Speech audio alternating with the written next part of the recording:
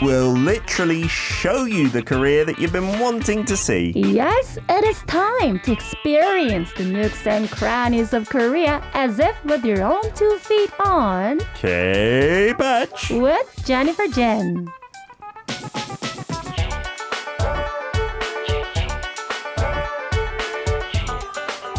Yeah, it's a Thursday, it's our video day, so for anyone who just listens in maybe what you might think is the more old-fashioned way for radio, please do get on board either the video stream on the application, the website, on YouTube, on Arirang Radio, V Live, or even social media. We upload the clips on there to see the wonderful Jennifer Jin in the flesh with her hands up, doing a little wave because we've got a little delay on our video stream. I'm seeing what you're doing in the opening. Oh, you look amazing. A bit embarrassing. Not at all. You're bringing the fun to a Thursday, Jen. Have you been well the last 7 days? Yeah, we've been talking about that actually just before this show. I mean, I've been, I've been filming this education contents in other broadcasting station, and that's been finally finished last week. So I've been focusing on keeping my healthy sleep patterns. Oh, nice. Have you been getting at least 8 hours a day? Or? Actually, I do. Lovely. Yeah. That's perfect for your feel health. Much better, actually. You know, they say that sleep is almost this magical time that scientists don't fully understand because it's when your body can really heal and repair itself. It is a bit weird from an evolutionary point of view, right? Think about it. You're kind of unconscious. So in the wild, that would be the perfect time for other animals to like come and eat you. Yeah. So it doesn't really make sense. But apparently it is so crucial for your rest and recuperation. And I heard one guy, I don't know if this is true, they were saying out of water, food and sleep, you would die first from lack of sleep than lack of water or lack of food. So human beings, if you had like zero sleep for maybe 2 or 3 days, like literally zero, you'd go a bit mental. Yeah, I mean, I have those experience when I have to deal with like when I'm hungry, but I'm sleepy, and, Yes. And I would definitely go for the sleep. Oh, right? really? Yeah. You'd rather starve a little bit and just get that rest. Absolutely. Yeah. I can't stand that sleepiness. Sometimes your body just can't actually painful, resist actually. it, right? Yeah. You just suddenly fall asleep. And it's so cute when you have little kids and you can see they're really sleeping, right? And then they just suddenly Right. Especially when they're really young babies and they're like eating. While they eat. That's the cutest thing in the world, isn't it? If an adult did that, you'd be a little worried, I think, about them. Today's hashtag, an interesting one, chon, or in English we've gone for countryside. Chon. Because we were talking about, did you know the new trend, not hokangs, but chonkangs? Oh my God. Like going That's to a the cute countryside. Name. Chonkangs. And instead of 바다 view, people are looking, so that's the sea view in Korean, people are looking for the 농밭 view, like the rice field view. Rice field. What does countryside bring to mind for you, Jen? For me, well, it's just very personal, but my grandparents, most of them, they lived in the city. Oh, okay. Except for one, my father's side's grandparents when they were alive. Yeah. And after they retired, they lived in Yeongdeok, the seaside. Well, famous for the crabs, Yes. right? Wow. In the east side. So I happened to visit there time to time when I was young. So for me personally, seaside is much more, I feel more familiar, comfortable. Yeah. So 농밭 view has always been a how should I say, something that I want to adventure. I want to learn. It's full of curiosity. Oh, cool. And I remember going there when I was 12, and so 13 in Korean age. Yeah. I went to visit my friend's grandparents' place in one of this 농촌 area. Oh, Forgot the wow. name, You're quite sorry. close, so you went together. Yeah, southern part of 경남도.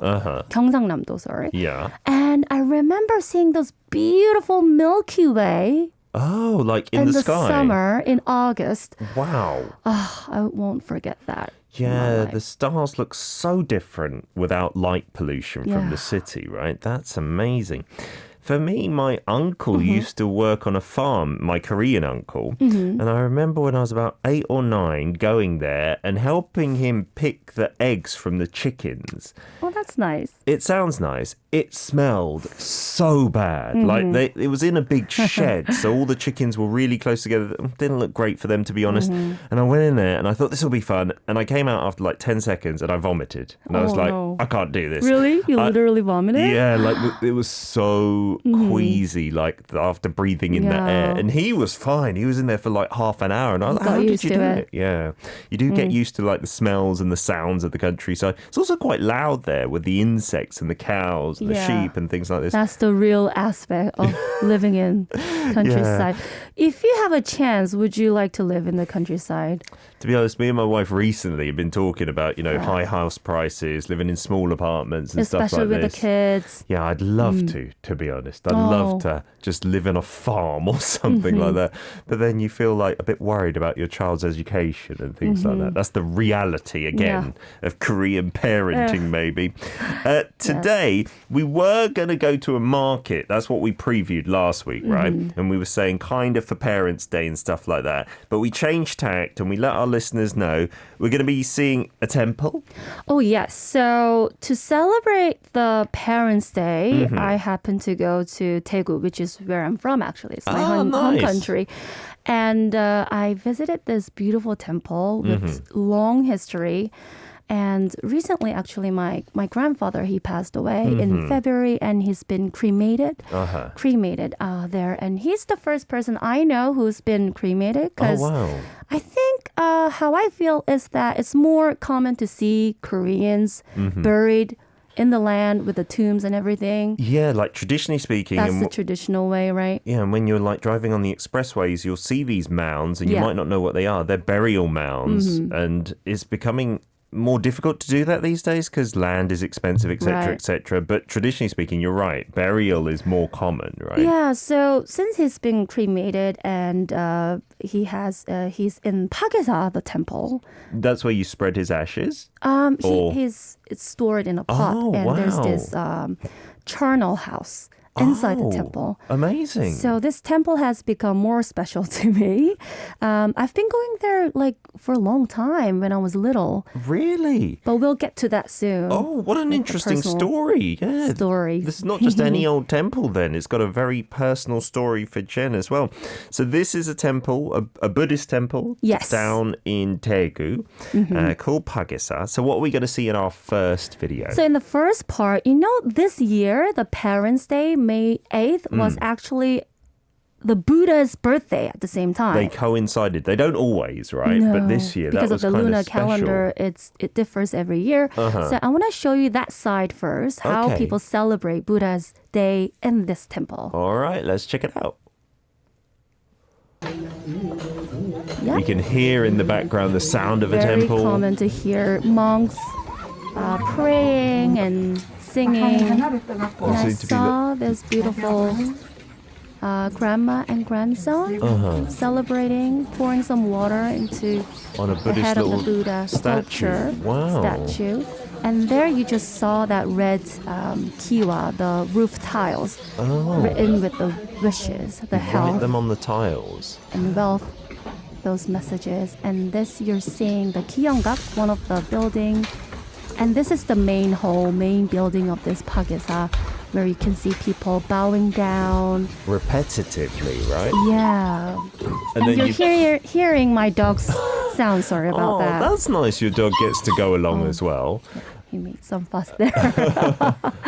And this you're seeing the Sanshingak, where you pray to the mountain god. Oh, there's a separate room for it. Yeah, it's good to know that, the Buddhism is blended with the culture. And the nature and stuff, yeah, right? And, we have a lot of mountains in Korea. So wherever you go in the temple, you can see the Sanshingak. They usually have a separate space. Separate temple, little place for the Sanshin, the mountain god, because this is such a mountainous country, right? Sure. So you can see the stories about mountains in the folk tales, folk music. It's so deeply rooted in our culture. Yeah. And also in the Buddhism as well. Yeah, and in Korean, folklore, and I had to play the role of one of these characters one time, and I got to learn a little bit more about them. It said that pretty much all the mountains have their own like kind of mountain spirit, right? Or mountain god, which is really interesting because in the UK there's nothing like that. So I was so blown away. But you're right, it must be the environment led to the culture and those beliefs and stuff.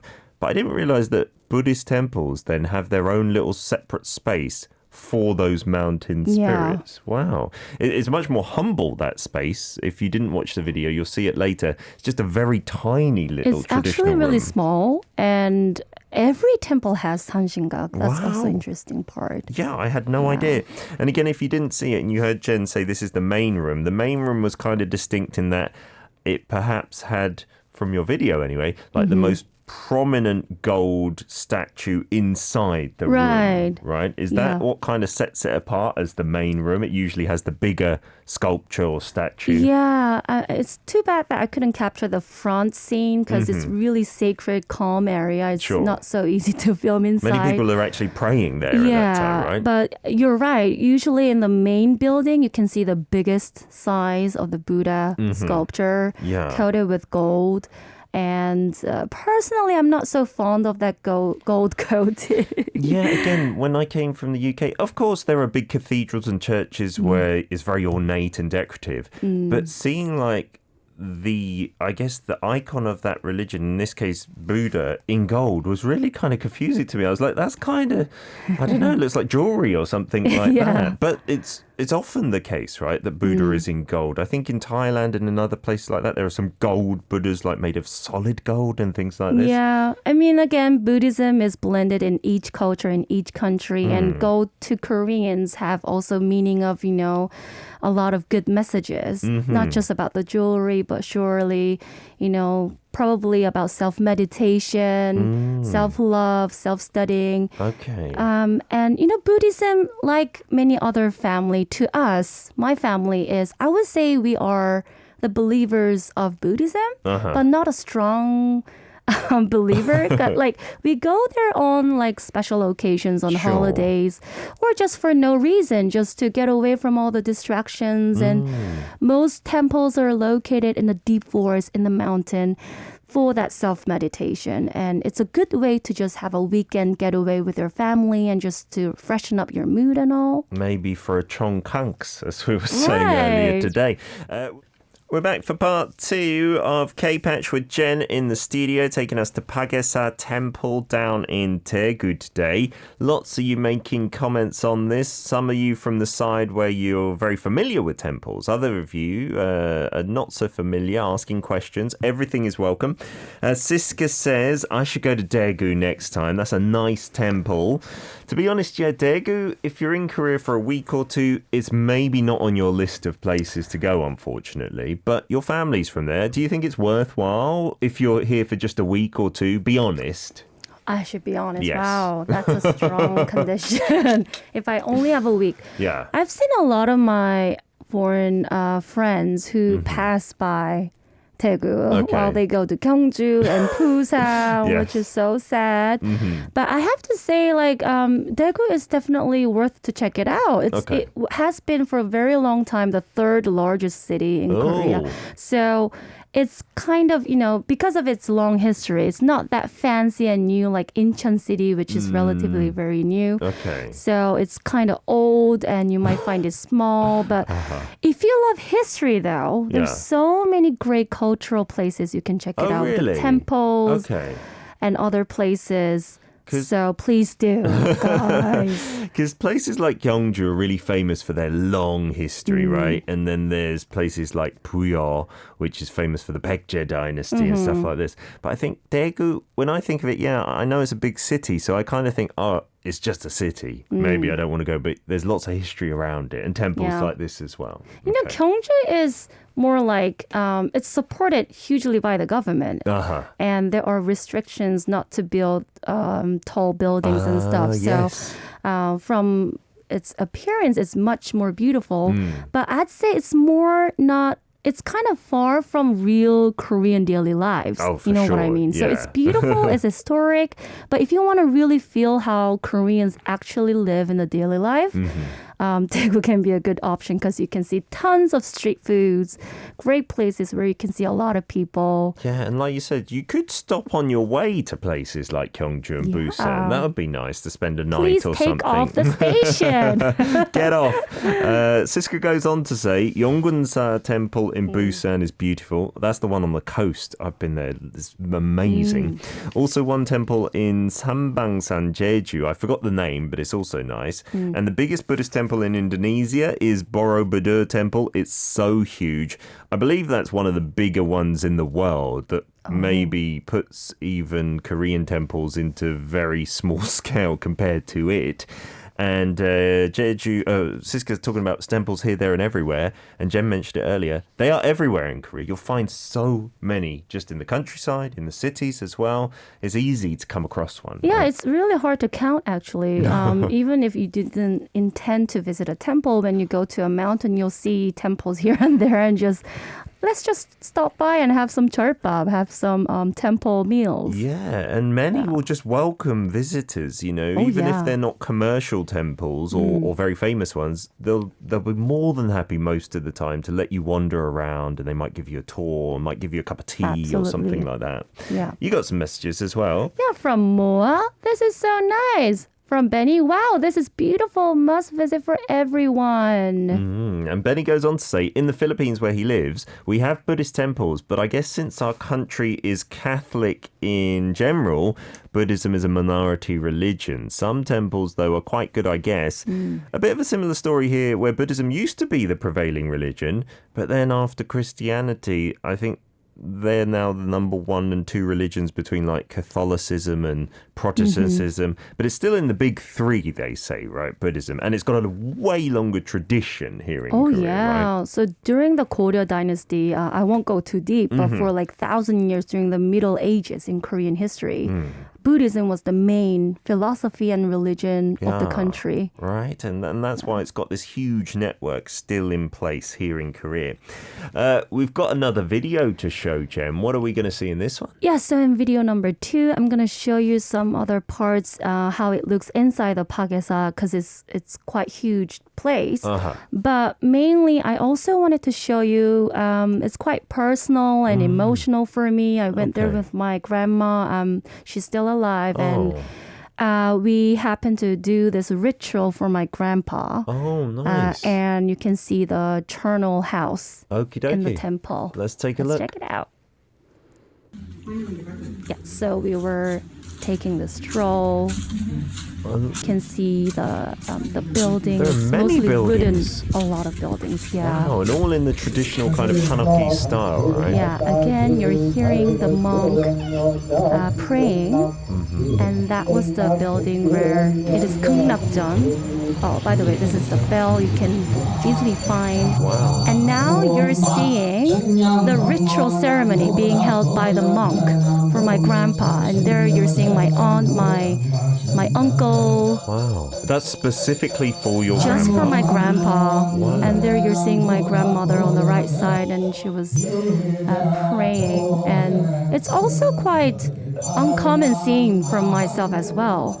Again, this cremation isn't so common from my personal experience. And this is the charnel house you're seeing. And I was surprised to see so many of those, Each of those spaces has represents somebody. the pots where you store the bones inside. The ashes Yes. or whatnot. Wow. Yeah, I've that never was seen emotional that. Because here in Seoul and places like that, there are certain places where you can store your ashes or you can have a plaque dedicated to you. Not in a temple, but maybe at a cemetery or something like that.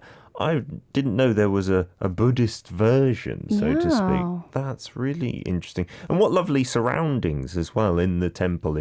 If Buddhism was their thing or they went there often in their life, it's very kind of meaningful. Yeah, for my family, it wasn't so easy decision to have him in the temple because, again, our deep culture is more, burying in the ground and have that tomb and everything. Do you have a family like tomb site or something like that? Yeah, we do. Oh, wow. Yeah, and this has been a huge change and It's actually a really sensitive matter. Some families, wouldn't like it because it's emotional thing. It's something that you might find it because it's a one way to respect and remember your family, holding ritual ceremony every year. Yeah. But if you have it in the temple, then the monks do it for your really? family. Wow. And you can do it separately at your house. But some think that it's a good way to really comfortably visit more often. If it's at a temple or something like that. Because a lot of the family tombs now,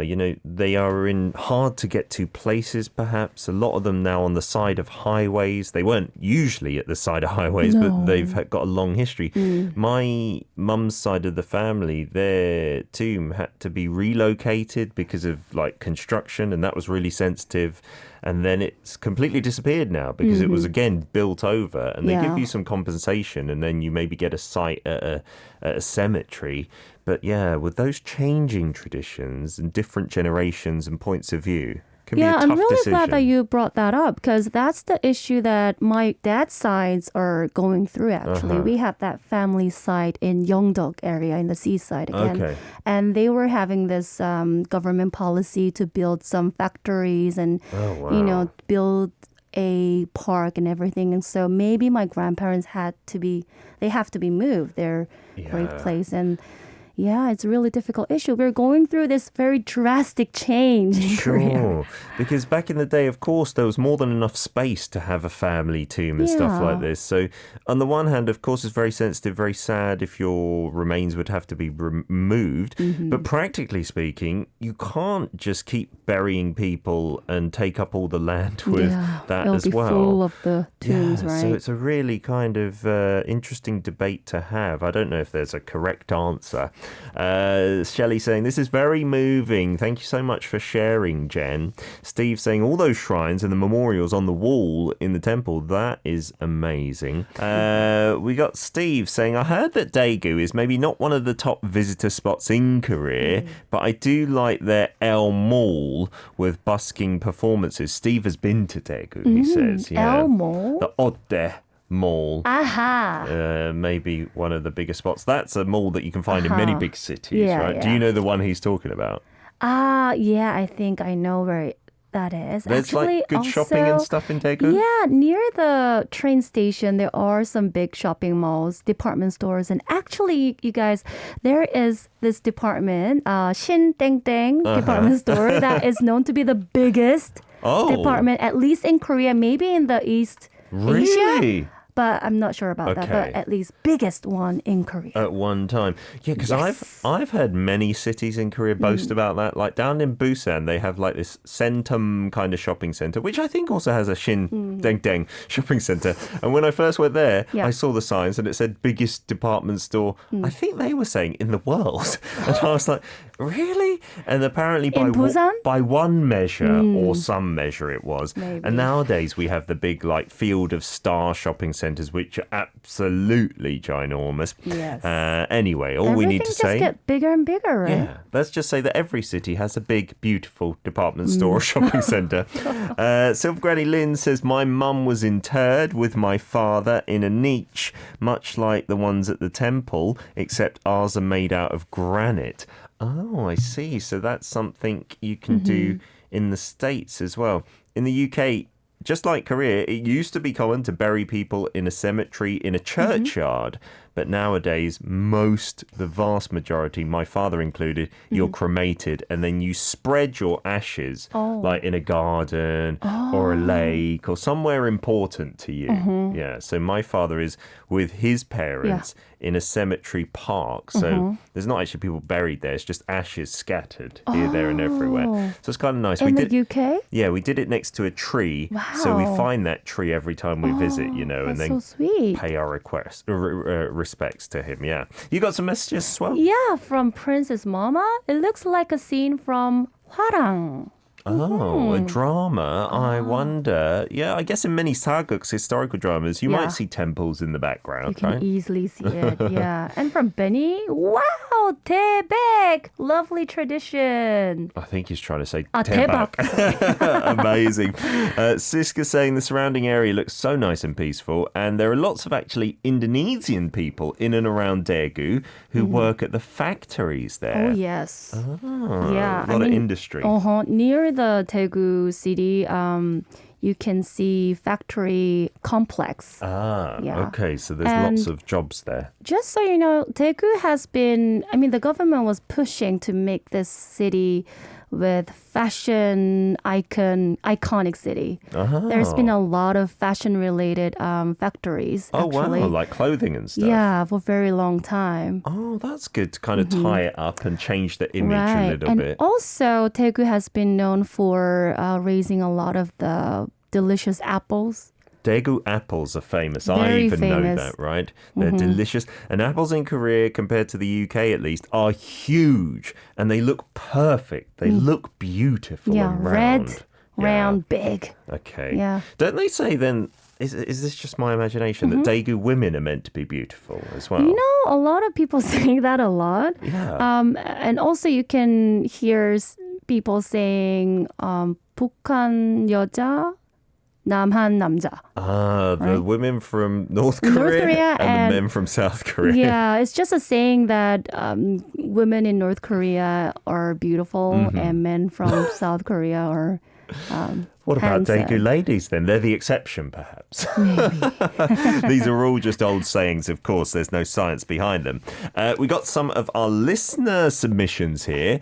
Ing Yin says, my article, I actually had one on temples in Seoul, was published yesterday in conjunction with Buddha's birthday. And you've sent in these Chinese temples in Malaysia that you've visited. Look at that huge gold Buddha there, Jen. There's nothing like that at your temple. No. Pagyesa. That looks very exotic. Yeah. I remember going to a temple Beautiful. in Hong Kong on one of the, I think it was on an island. You had to take a cable car there, and it had the hugest Buddha statues I've seen. In Korean temples, a lot of the time, they're just quite small scale, a bit more, I guess you could call them humble, perhaps, right? And then you've also got a whole series of photos here, including some photos of the joss sticks. And you're not a fan of them because you were burnt by someone carrying 2 handfuls, so you usually avoid the crowds. Yeah, burning incense is also a thing that you can do at Korean temples, like the incense sticks or the candles or something like that, yeah? Actually, I think it was in the first video, you just saw that grandma pouring water on the top of the Buddha's like head. a mini Buddha. But Is that that's traditional as well? Not so common thing to see. It was actually quite interesting scene for me as well. It's more common to see people burning incense and praying. Yeah, and you usually can put the incense in some like Ashes pot with some ash to kind of prop it up and stuff. And the lanterns that you saw in the first video, the really colourful ones at the top that were decorating, you can't say the roof because it's an open courtyard, but those are usually only around big events like Buddha's birthday, right? Or are they there all year round? You can easily see lanterns throughout the year, but you have a lot of the lanterns decorated fully in the main area. Oh, nice. And then I often see sometimes you can get wishes like written on the bottom of the lanterns, right? Which is a lovely People thing. pay money for that, and then you can write it down and you can have it just right beside the lantern of yours. And that's so sweet, isn't it? You also mentioned on the roof tiles, you're paying some money for that, and then you like write your wishes. Then what? Do they just leave the tiles there, or do they actually put them on the roof? I don't think so, right? Usually it's on the ground, piled up together. This is interesting. But I heard the Queen of England, Elizabeth II, when she came to, I think it was Andong, she did that. She wrote something on a tile. Yeah. But because she's a bit special, they actually put her tile on the roof, and it's still there to this day, which is kind of cool. Yeah. You got something from Raoul? Yeah, from Raoul. So there are 3 photos. Let's see the what's first this building? one. A beautiful pink and gold building. So these 3 are the top temples in my country. The first picture is the Basilica of Salta in northwest side. Oh, that is beautiful. It almost looks like a princess castle, doesn't it? I love that pink color. But that's a basilica. Okay. And the second photo is in the northeast side called Basilica de Itati. Sorry about the pronunciation. It's all right. I'm even worse. It kind of looks like the White House almost. Wow. Like it is a big white house with a kind of black dome. But that, I guess, denotes that it's a cathedral as opposed to the White House, which I think is a flat roof, if I'm not mistaken. And I love that blue roof. Yeah. That goes well with the white columns. Lovely, Beautiful. jubbly. And the third photo is the most popular temple in my country called Basilica de Lujan, located near Buenos Aires City in the city of Lujan. That does look very ornate. Oh, wow. Very pointy at the top. Kind of That's a temple? it reminds, I guess it's a cathedral, but cathedral and temple are interchangeable depending on religion, I guess. But that looks like some of the great ones you see in Europe, like in Barcelona and whatnot. Wow. Absolutely stunning. Yeah, it is. Koreans would go crazy for that. Yeah, when you see like tourists in front of temples or cathedrals in Europe, you've often seen We them don't take have photos. such building with tall, old buildings because most of the buildings in Korea are made of wood. So The traditional ones, yeah, right? a lot of them were burnt down in history. I'm sure Myeongdong Cathedral wouldn't mind me saying it's not as impressive as that one in Argentina. Jen, as ever, thank you so much. Thank you for the personal touch today.